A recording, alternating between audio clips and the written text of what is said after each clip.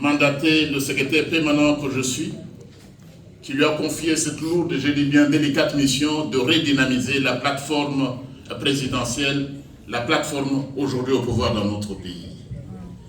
Nous avons donc au niveau national plusieurs organes. Le premier organe, c'est le congrès que vous avez suivi. C'était le deuxième congrès. C'est l'organe qui vient avant toute chose. L'organe suprême de l'Union sacrée, c'est le congrès. Le deuxième organe, c'est la haute autorité politique. Je crois qu'ici, les concepts sont bien choisis. À l'Union sacrée, ce n'est pas une autorité de référence. C'est la haute autorité politique, qui est le président de la République, c'est lui qui préside le Congrès et tous les organes nationaux de l'Union sacrée de la nation. Le troisième organe, c'est le Présidium. Le Présidium qui comprend les responsables, les chefs des institutions et des personnalités choisies par la haute autorité politique d'elle-même, et aussi des personnalités qui sont chefs des partis ou des regroupements politiques ayant au moins 10 députés nationaux dans notre pays. Et j'ai la chance d'être accompagné aujourd'hui à Paris par 2 membres du Présidium que je vais pouvoir vous présenter. Je vais leur demander de s'élever. Je commence par l'honorable Christophe Boulou.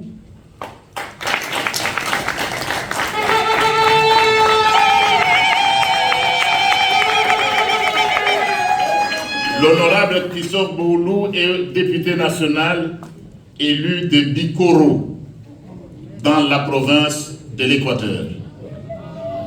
Le deuxième membre du Présidium, c'est son Excellence le ministre Guy Luando.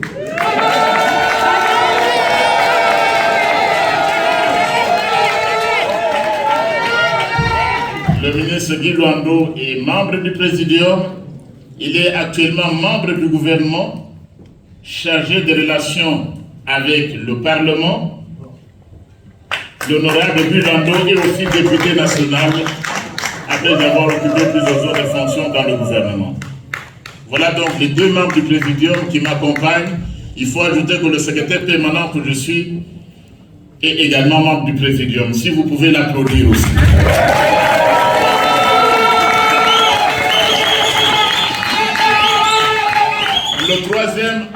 Le 4e organe, c'est la conférence des présidents.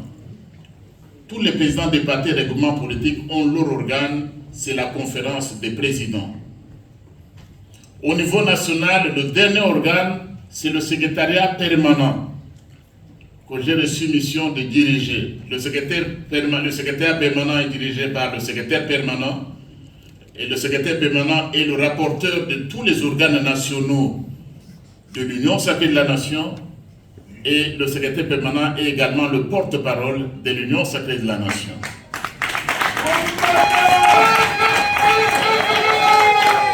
Au niveau des provinces, quels sont les organes de l'Union sacrée de la nation? Nous avons d'abord les conseils provinciaux de l'Union sacrée, les secrétariats provinciaux de l'Union sacrée et les branches spécialisées de l'Union sacrée. Les conseils provinciaux sont dirigés par les gouverneurs des provinces. Tous les ministres nationaux, provinciaux, tous les députés provinciaux, les membres des bureaux de l'Assemblée provinciale qui proviennent de l'Union sacrée, les responsables ou les représentants des partis qui ont au moins un député à l'Assemblée provinciale. Il y a également même des partis influents mais qui ne sont pas membres de l'Assemblée provinciale et des députés qui sont membres des secrétariats exécutifs provinciaux. Conseils provinciaux, excusez-moi. En dehors des conseils provinciaux, il y a les secrétariats exécutifs provinciaux qui sont dirigés par des personnalités qui sont désignées au niveau des provinces ou bien par leur parti politique ou par la haute autorité politique. Et là également, nous avons des branches spécialisées de l'Union sacrée au niveau des provinces. Nous avons la coordination des femmes, coordination provinciale des femmes de l'Union sacrée, coordination des jeunes de l'Union sacrée. Ça, c'est dans chaque province. À l'extérieur du pays, nous avons également, l'Union sacrée est représentée. Nous avons des assemblées générales de ces pays-là. Nous avons des secrétariats exécutifs. C'est un peu presque l'équivalent dans les provinces. Et nous avons les branches spécialisées, coordination des jeunes, coordination des femmes de l'Union sacrée dans ce pays-là. Et pour commencer, nous avons voulu débuter par les pays où le vote des Congolais s'est réalisé pour la première fois. La Belgique, la France, l'Afrique du Sud, les États-Unis et le Canada. La première section à être représentée, à être installée, c'est la section du Benelux. Je voudrais en profiter pour demander au secrétaire exécutif pour Union Sacrée Benelux et toute la délégation venue tout droit de Bruxelles, de la Hollande et du Luxembourg pour assister à cette manifestation. Veuillez saluer.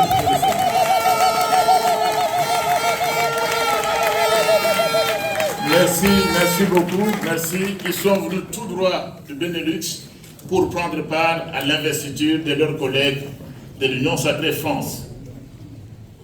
La deuxième section à être installée, c'est l'Union Sacrée Afrique du Sud. L'Union Sacrée Afrique du Sud, je crois qu'ils vous suivent, si nous pouvons également les applaudir.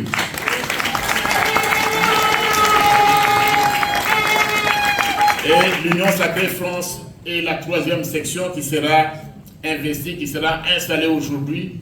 En attendant, bien sûr, le Canada est en train de s'organiser et les États-Unis d'Amérique sont également en train de s'organiser.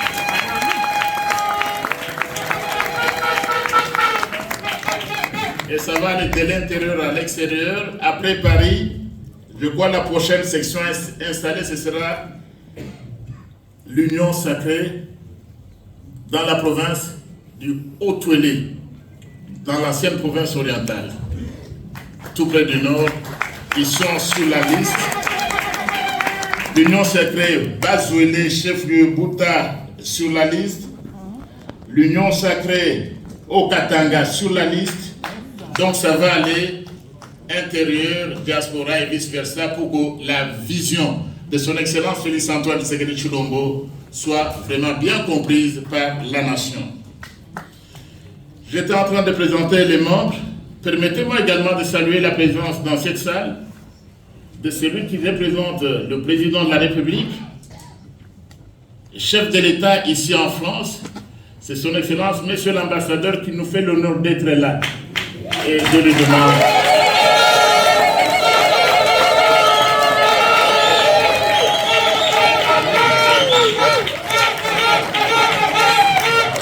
Merci, veuillez vous asseoir. Je dois également présenter un député national qui est ici, avec qui on a commencé depuis le début. Lorsque nous avons fait la campagne de l'Union Sacrée pour les élections, le collègue Lukulasi, qui est en même temps le conseiller spécial et secrétaire général. Merci. Mais je crois que nous devons également saluer un homme qui s'est battu sur ce continent contre vents et marées. Sa voix est devenue pratiquement sur cette terre la voix d'un Congolais. Il devrait devenir Congolais dans les prochains jours.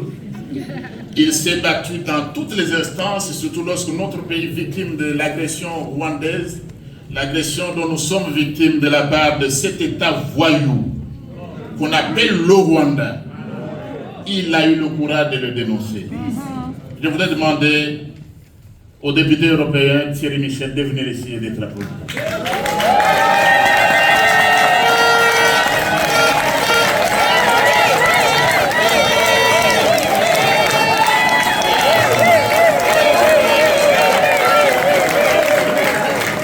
Merci beaucoup.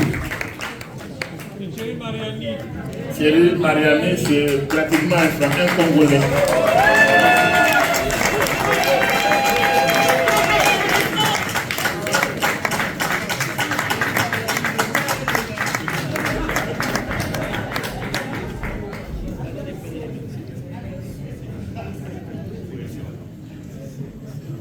Il y a également un collègue député qui s'est déplacé.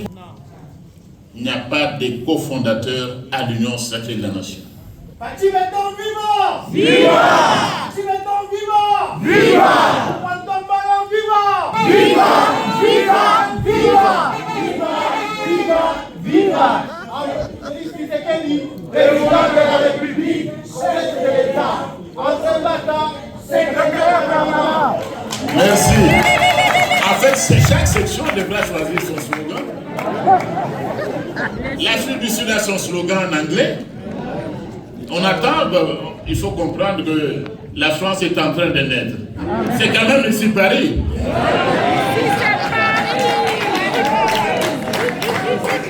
Voilà. Donc, c'est le président de la République, il y a 5 ans, en octobre 2020. Vous savez, après les élections, nous étions encore mêlés dans cette histoire de coalition FCC-Cash. FCC, dont le président a choisi le mauvais côté de l'histoire. Le président de la République avait appelé les Congolaises et les Congolais de tous bords à se joindre à lui pour que nous puissions bâtir un Congo nouveau, un Congo fort et un Congo prospère. C'est très important lorsqu'on parle de dialogue. On l'a toujours dit, je ne sais pas si on l'a suivi, lorsqu'on dit au président que c'était un homme de dialogue, ceux qui sont à la technique. Mais il ne peut pas retrouver facilement ce morceau-là. Donc, dès le début, il a lancé un appel. Et à son appel, plusieurs compatriotes ont répondu oui. Et alors l'Union sacrée est née. Quel est l'objectif majeur? C'est bâtir un nouveau Congo. Vous savez, nous sommes potentiellement l'une des nations, l'un des pays les plus riches de la planète. Nous avons plus de 100 millions d'habitants. Nous sommes le cœur du continent. Nous sommes le cœur du monde. Et Félix Antoine Tshisekedi Tshilombo, notre président de la République, à travers cette vision, a voulu qu'on puisse bâtir ce Congo fort, ce Congo prospère, dont rêvaient nos pères de l'indépendance. Les Kimbangu, les Lumumba, les Kasavubu et d'autres. Il a voulu donc nous replacer, nous restituer dans la pensée. Il a voulu quand même que nous puissions tous communier avec ces pères de l'indépendance qui rêvaient de ce Congo-là. L'Union sacrée a alors né. Ça a pris du temps pour qu'on mette en place les organes. Et finalement, on a évolué avec les membres du Présidium qui sont ici. Au mois de juillet de l'année dernière, le président de la République a voulu qu'il y ait un congrès. Et avec l'assistance de tous, il fallait aller vite. Pendant que le pays continuait à être victime de l'agression rwandaise, il fallait aller vite. 3 semaines suffisaient pour tenir un congrès. Et nous avons tenu ce congrès. Vous en avez vu les résultats. Parce que le temps n'était pas pour nous.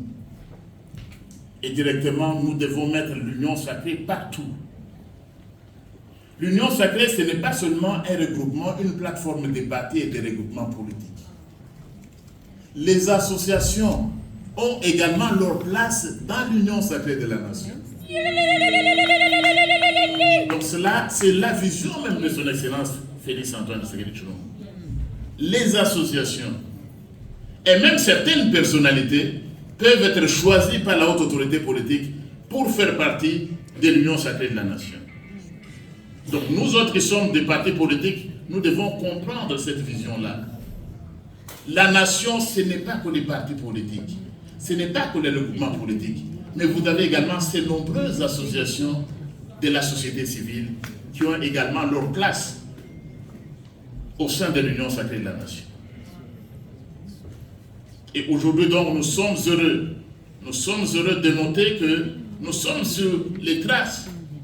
Nous sommes dans la réalisation de cette vision-là, parce qu'avec lui, vous avez vu le slogan, avec l'Union sacrée, soyons du bon côté de l'histoire. J'espère que le slogan de la France va intégrer cela. Union sacrée, soyons du bon côté de l'histoire.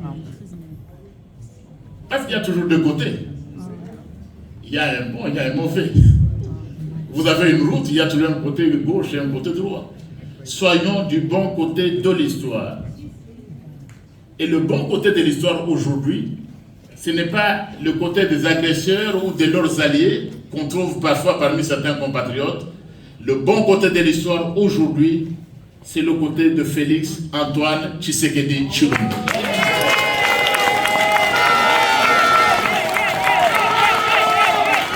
C'est le bon côté de l'histoire. Et avec lui, nous ne sommes pas seulement du bon côté de l'histoire, mais sous sa direction, dans le cadre de la réalisation de sa vision, nous sommes déterminés à écrire chaque jour une page nouvelle d'un Congo grand, d'un Congo fort et d'un Congo prospère.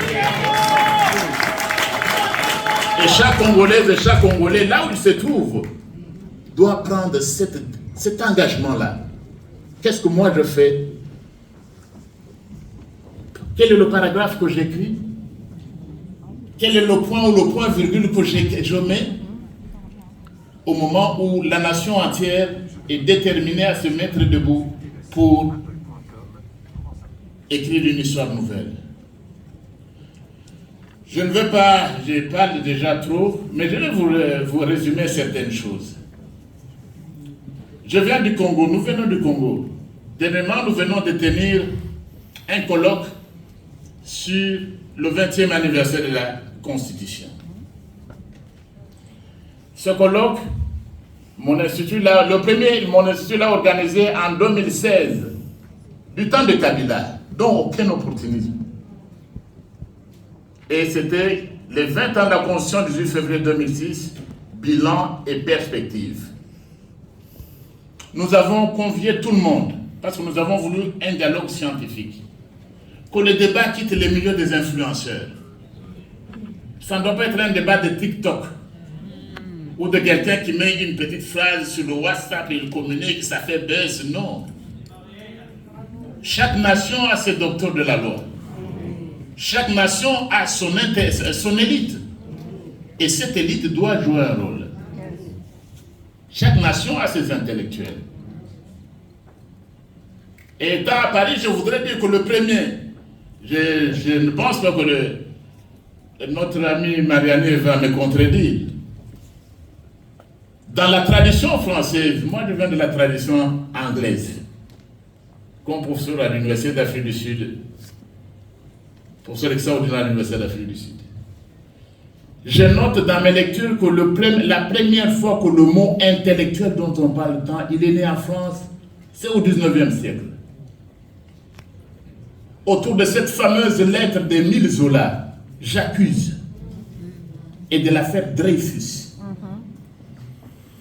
C'est là que le mot intellectuel dont on ne parle pas est né dans la tradition française. Et l'intellectuel s'est affirmé depuis l'affaire Dreyfus, depuis Zola. Donc, même s'ils étaient les minorités, mais c'était les porte-parole des sans-voix, les défenseurs des causes justes. Et ces intellectuels congolais, aujourd'hui, partout où nous nous trouvons, nous devons nous engager pour la reconstruction de notre pays.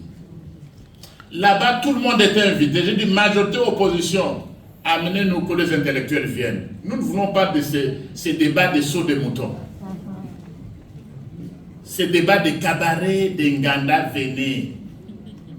Opposition ou majorité, gauche ou droite, société civile, confession religieuse.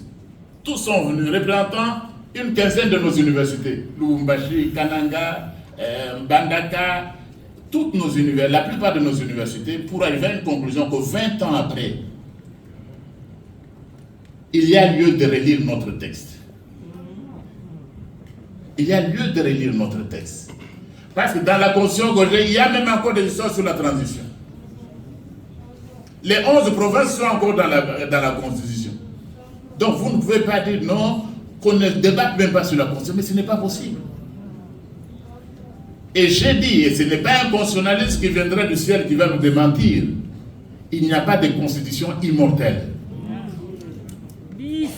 C'est aussi Paul Valéry qui disait, vous autres civilisations, nous savons maintenant que vous êtes mortels. Mais si les civilisations sont mortelles, si les hommes sont mortels, Si les hommes sont imparfaits, comment seraient-ils capables d'élaborer une constitution qui soit parfaite et immortelle?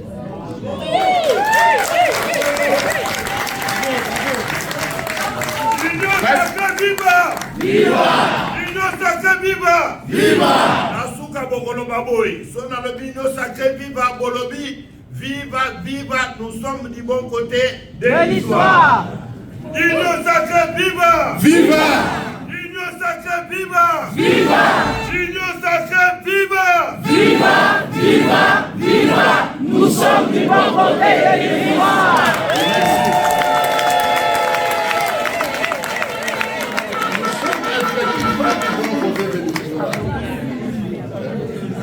Donc ce n'est pas un mythe.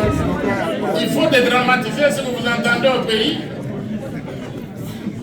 Et même en France, depuis 1958, je note qu'il y a eu 25 révisions constitutionnelles de la Constitution de 1958 de la 5e République. Et la dernière, ce n'est pas très longtemps, on nous a introduit les IVG au quoi. Et ça, chez nous, ce serait un meurtre. Chaque peuple a sa constitution. Les Français ont la leur. Ça dépend d'eux. Aux États-Unis d'Amérique, mais le président n'est pas élu au suffrage universel direct. Non. Ce sont les grands électeurs. Ils sont moins de 540. En fin de compte, il n'y a pas cette histoire, un homme et une voix. Non. Chaque pays a sa constitution. Le peuple congolais a également la sienne. Donc il ne faut pas en faire un mythe. Et notre peuple, l'écrasante majorité des universitaires qui étaient là, ils sont allés, ils ont demandé qu'il y ait une réforme de la Constitution. Et d'ailleurs, il n'y a rien de nouveau. C'est moi qui ai dirigé la campagne, évidemment je n'étais pas passé par Paris, la campagne de l'Union, c'est du président de la République dans la diaspora. Première étape, Bruxelles. Et nous étions avec l'honorable Lukulas. Et l'honorable Eliezer Ntambo, que je salue, devenu ministre délégué. Les capables, il était également avec nous, je le salue. Mais nous avions dit quoi à Bruxelles? Nous, dans nos promesses, nous avons dit que cette question de la nationalité, nous la révérons. Nous ne pouvons pas nous permettre que nos compatriotes qui, pour une raison ou une autre, ont obtenu la nationalité belge, la nationalité française, canadienne ou américaine, que nous puissions les perdre. Nous l'avons pour nous.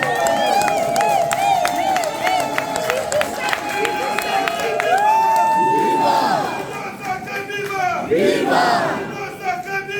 Viva! Viva! Viva! Nous sommes du bon côté de l'histoire.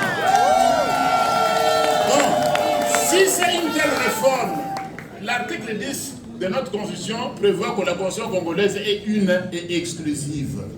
S'il n'y a pas de réforme constitutionnelle, nous perdons tous ces compatriotes qui ont acquis une nationalité étrangère. Nous ne pouvons pas nous le permettre. Nous avions dit que nous voudrons également aller dans un système où les Congolais de l'étranger peuvent élire leurs représentants, des sénateurs par exemple des Congolais de l'étranger. Et ça, nous l'avons promis. Ça ne peut pas se faire sans réforme constitutionnelle. Et puis, la diaspora. Est-ce que la diaspora va s'opposer à la réforme? Non! Je pose est-ce que la diaspora va s'opposer à une réforme de la Constitution? Non! Manifestons-le un peu.